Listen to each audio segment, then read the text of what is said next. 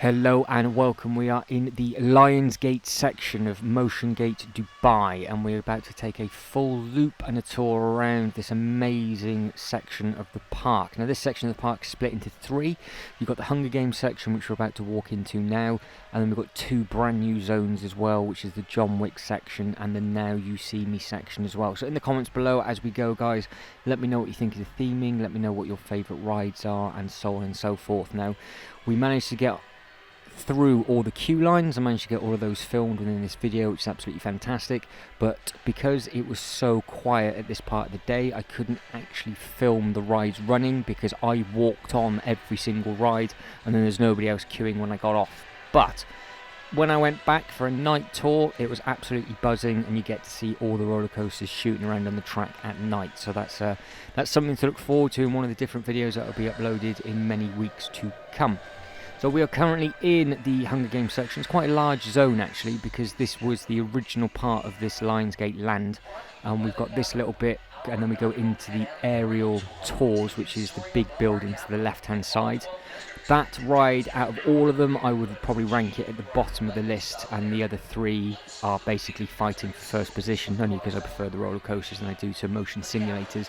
However, the theming of the queue line of the aerial tours is fantastic, just like everything else. So as we go around, let me know what you think of all the theming, because I think that the Lionsgate section of this park is probably the best themed area out of all of them, only because it's on a slightly larger scale than all the others, because the others are fantastic as well, but it's just individual buildings, whereas this is in much larger sections with the entrance and the queue line and everything all sort of linking together nicely. Now with this aerial tours, it's obviously going to be very, very detailed on the inside. You go on the ride, and then on the other end of the ride you come out into the shop, and everything on the left hand side is the aerial tours, and everything else on the right hand side is the bullet train, and it is all as one section, because like I said, this was the original part of the park, so you couldn't get to anything else on there, and now they've added in the John Wick and the Now You See Me section. So as we go through, guys, if there's anything that you can recognise throughout any of the films, shout them out in the comments below. Let me know what you think of all the theming, let me know what your favourite section is, and let me know what your sort of favourite sector and number is throughout of all the films as well. Now you can see the length of this queue line, it's absolutely massive, and the ride runs every 15 minutes. Now this one, out of all of them, I would say it's my least favourite, only because it's a motion simulator and the others are roller coasters, which I much prefer.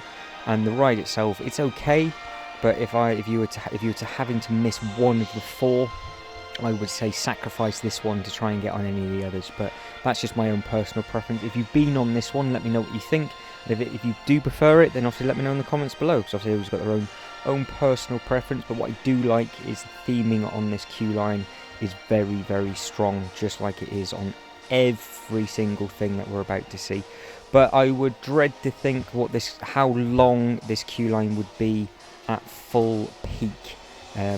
I don't know how many hours you'd have to be queuing for. It might be slightly scary, only because the ride is actually very, very small. You can't hold that many people on it, and it does run obviously every 15 minutes. But it is what it is, and it is a huge sort of square footage area that it takes up. And we go around all these different sections. Again, let me know what one you prefer. My favourite, I'm going to say it now, is the John Wick section, the Continental Hotel, which I do believe has just been added for February. I personally think it's the strongest section.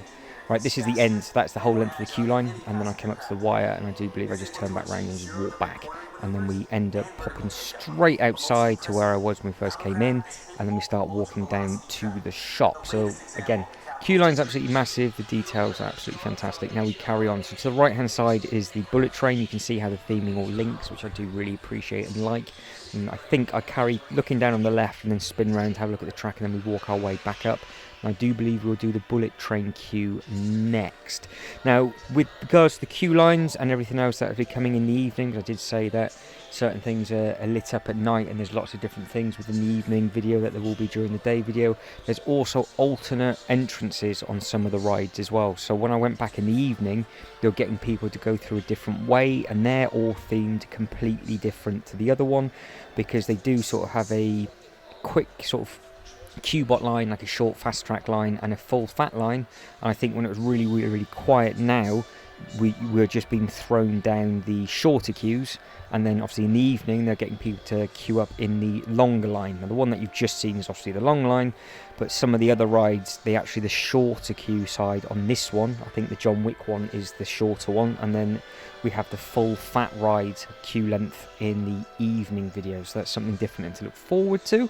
And I do manage to get some of the exits of the rides as well, and when I add them into the evening video, just be slightly different. But that shop on the inside, it was just full, completely ramsacked full of all the Hunger Games merchandise. I didn't think you would want to see loads and loads of t-shirts and hoodies of all the Hunger Games. If you did, I do apologise. I didn't go in and I didn't film it. And now we're carrying on. This brickwork here is hiding the track, which you will see in a different video, but you will see in a second just how tall this roller coaster is. Now what it does, you come off the platform, the whole track moves to the left, and then it shoots forward, goes halfway round the loop, doesn't make the loop, and then shoots you back fast all the way to the top of this. And then what it would do, it will then drop you right from the top, and then you just end up shooting around a load of loops and corkscrews and everything else, so then you wrap it back around into the station. So that is definitely a ride that I suggest everybody going on if you are into your roller coasters. If you're not, avoid it. Now I did say in one of the other videos with regards to food and everything else like that, they are dotted about in this park compared to the others. So you have little bits and pieces like this with the pastries and the coffees and things, and then you have your more main eateries in different sections of the other land. So there's plenty of bits and pieces to eat and drink if you need anything. You're not allowed to bring any food with you to this park, but you are allowed to bring drink if you need some for yourself. So I bought a couple of bottles of water with me and they're absolutely fine, but I don't think you could bring yourself a packed lunch. I think you have to eat everything that is on site. I think that's just their rules and regulations over for Dubai. Now the queue length is 5 minutes if the full queue was open, which would actually start from the right hand side because it still snakes around by the lockers. You can imagine in a second how large this queue would be. There is only one train for the bullet train, I do believe, so I think it might be quite a lengthy queue line at peak times, but again, it is what it is and it is worth getting on.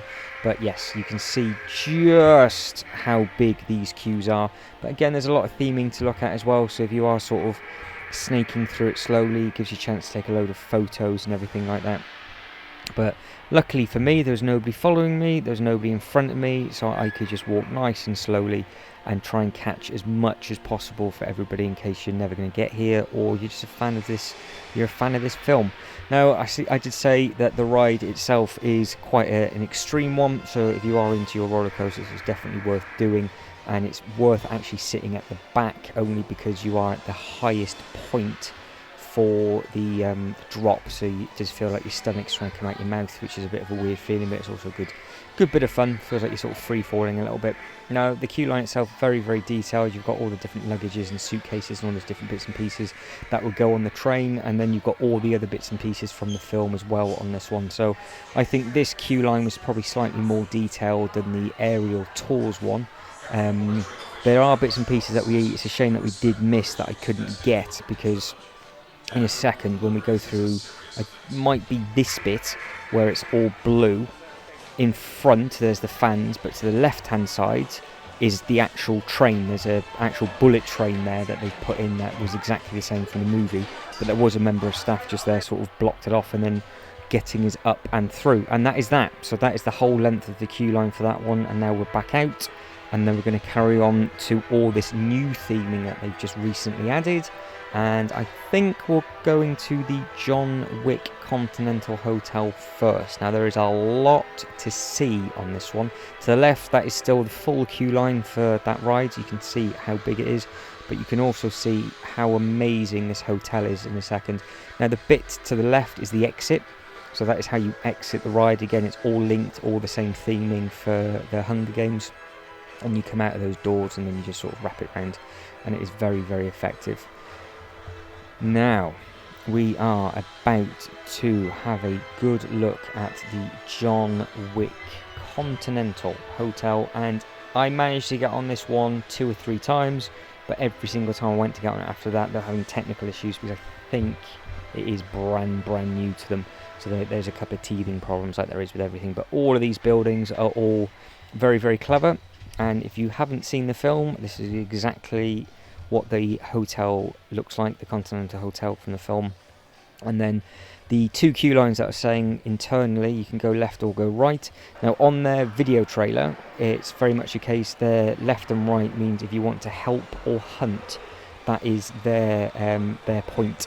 But that guy pushed them left and then put me right. But when it was busier in the evening, my side I think was the quick queue line, and on the left hand side was the sort of the full fat line, which I ended up going down at a different time, which I will add into the evening video because it is again completely different going the one way to the other. So they have the concierge at the front and he's guiding you to go left or right, and everything's just looks like a full-blown hotel now. Favourite part of this film, let me know. Obviously keep it clean in the comments though. And let me know what you think of all of these all these hidden Easter eggs, and if there's anything that you can spot. Let me know what bits from what film, and just let me know if you have been on this ride yet yourself, because the ride, it's a very, very different ride. I've not been on anything like it, and again, you do get to see it in one of the different videos. But again, I was struggling to try and get it all filmed when there was just nobody on the rides whatsoever. Now you've got to imagine what this would be like at peak time, because each queue length is, the other side is actually longer than this side, so I don't know what it would be like at peak opening hours, and obviously they haven't experienced that yet either, so it must be a good couple of hours, probably a 2-hour queue line when it's really, really going. But that's something to enjoy and experience for yourself when you hit this in the summer. So when you do have the pleasure, please let me know in the comments below exactly how long the queue line length is. And the reason why there's two queue lines is because how the ride works. Now you fit eight people on the one side and 8 people on the other. It can take 16 and 16 because each one is split into separate carriages, but they can sort of bulk load you at the same time. So 2 go around and 1 wait. But because of how it is split over the tracks, they actually have 2 separate platforms with 2 separate entrances and exits. So it's depending on which queue line you go down, you might actually end up being really, really quick or being stuck for ages and ages and ages, depending on the volume of people, because obviously the queue line that I'm in now, I get on my side, but I physically can't get on to the other side and vice versa because of how it's sort of designed.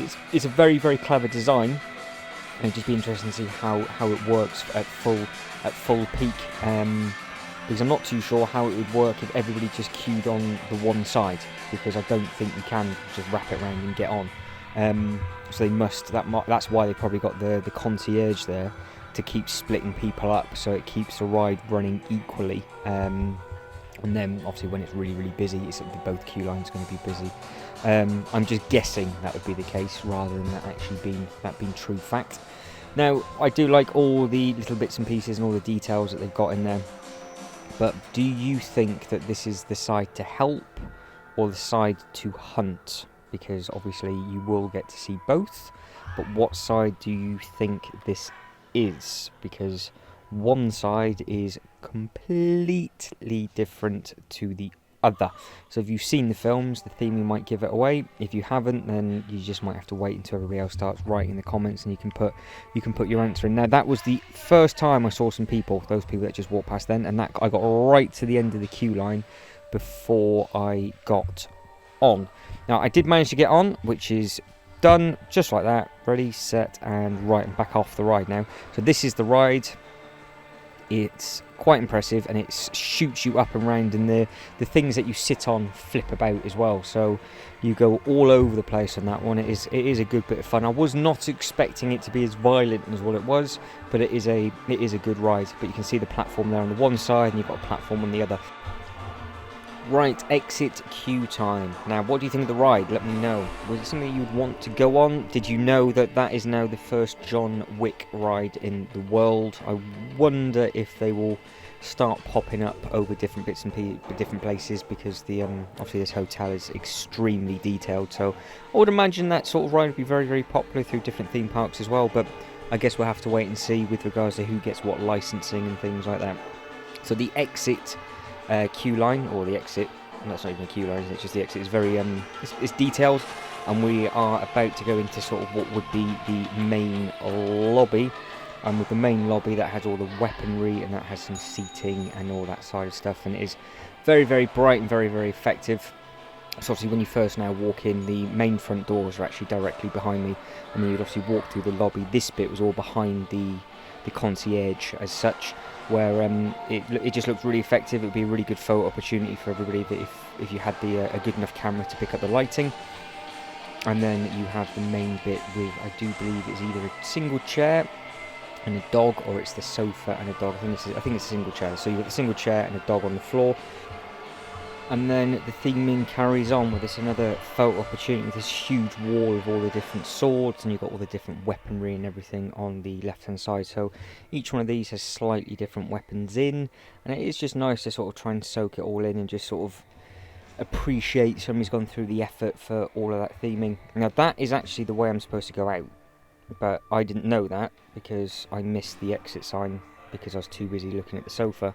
So I thought this was the exit, and it's not. This is now the exit to the other queue line, and if you notice, the actual wall is a completely different colour. It's now blue instead of red, and the bits and pieces on the actual wall itself are also completely different. So I end up walking all the way down. We see the ride again. I turn back around and run back through. But I really like how all the patterns and everything are on the floor, and the music is all the soundtrack from the John Wick as well. So I have actually again turned it down by 20 decibels, and we've got the voiceover over the top, so the music was quite loud in there, but again, I guess they just keep it at one level, because when it's busy and everybody's talking, it takes sort of all the echo and everything away. But that is the noise that you can hear in the background, a little bit of the John Wick soundtrack. And you can see now the paintings on the wall are different, and the paintwork, like I said, is completely changed colour. And we walk down, and then just to the right hand side is where the roller coaster actually is, and that will mean I will then spin back round and then I'll come back up. So this is the other side of the ride, which was completely by mistake, but we're there. So now turn back round and skedaddle as quickly as possible. But it is it's an impressive one. It is an impressive ride. So far, which one do you prefer? What queue line do you prefer? Do you prefer this one, or do you prefer the Hunger Games? So as you can see, I cut out that walkway back through. We're back at where the chair was, and there is some sofas behind that exit sign where all those chairs and everything are. And then the gate just opens up, and then come back out into the main lobby. And then again, you can go left, you can go right to go back on the ride if you want to, because there's nobody waiting whatsoever. I didn't, I just carried on and went on to the next ride that was just beside us, which is the Now You See Me ride, which we're about to see in a second.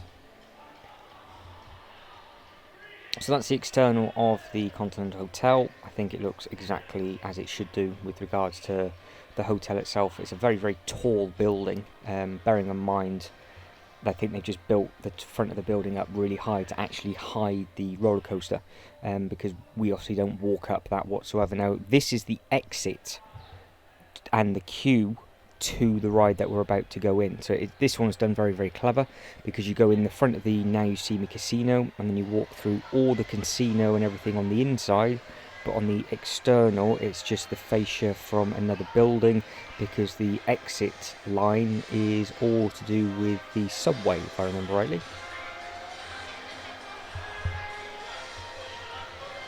So we will go to the right where all the lights are in a second. We will have a look at the track, because I do believe one of them is actually running, which would be nice. So we will have a look at that in a second. But this is all new as well. This is actually taken from a different day, because I was really struggling to find some footage.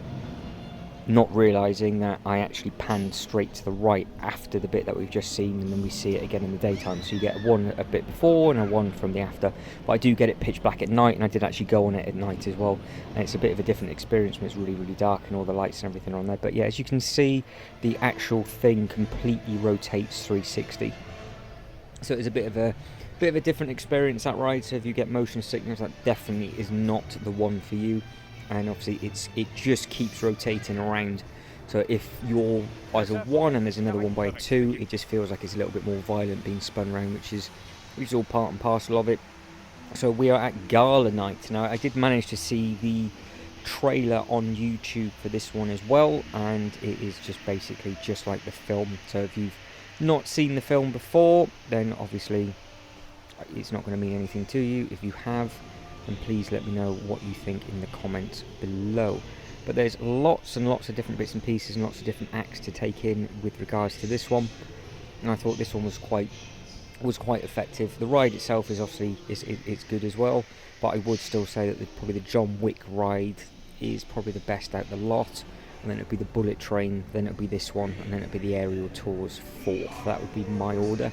If you've done this, let me know if you agree with me, let me know if you prefer any of the others, and if you do it in a different way. But like I said before, every single ride has an absolutely amazing queue, so there's lots to take in with regards to queuing up and just sort of seeing everything and what's about. So this is the sort of Now You See Me stage. They have a lot of the screens that run around in sort of different videos as you go, and again they've got all the cables and everything and the ladders and all those different bits and pieces to sort of set up a big old sound stage. Again, this does have two ways in. There's a fast queue and the long queue. The fast queue is literally you just go behind the stage and go through. You see no theming whatsoever. You just go straight up and straight on. So that's nice and simple. Whereas this is actually the full fat queue line. So this is slightly different to the other ones. It's a bit like the Aerial Tours as well. That one you just walk in a straight line past, sort of you hide past the main queue, and then you just sort of just get to the front, so you don't get to see everything. So it's one of those where if it's really, really quiet and you want to see the queue line, it's always worth going down the bigger one, because even though you've got the queue, you know, the queue bot or the fast track, I do believe it might be called with regards to this, you've got you miss all of this sort of theming, which I think it sort of makes the ride as well, and it sort of tells a story as we go. But as you can see, we're walking through the big vault, all the different bits of glass and everything else like that, and then I do believe we start to go up some stairs. Now, again, I've said it a couple of times, the ride itself, it doesn't half spin round very quickly, it goes some, and it spins quick, and it's just one of those where if you get motion sickness, you definitely don't want to go on it. But the depending on where you sit to start with, it always feels slightly different, because it doesn't twist the same every single time, and then it just sort of gets you back straight right at the very, very, very end. So I did this with me on one side and two people on the other first time, and then I did do it by myself on one of the times. It did feel slightly different. I don't know if it's because of weight distribution or it's just whatever. Now this is another big screen with some money. Again, this is all used within the trailer as well, and then we carry on going in a straight line, and I do believe it then goes outside and then it snakes through. Yeah, it does. So it then snakes through, and then we just get on the ride. So on this occasion, this would be the one where I actually did it by myself, and this is sort of later on in the afternoon. This is probably about 5:30, 5:45 in the evening. And as you can see, it's still very, very quiet, but it worked for me. Managed to go on every single ride within this land with no queue at all in the morning, and again when I went on one of the evenings. And when I went later on in the week, sort of Friday time, this queue was massive, so I didn't bother going back on it then. So it is very, very much a case of lucky dip. Right, just done the ride just like that, and now this is actually the exit. So this is all like a subway theme. New York is where it's based on. This bit I don't recognise from the film at all. I don't actually think I've seen the film, but you guys have to fill me in the comments. Is this an important thing with regards to the film or not? Obviously, it's very nice detail, and there is a lift if need be, which is an assisted lift.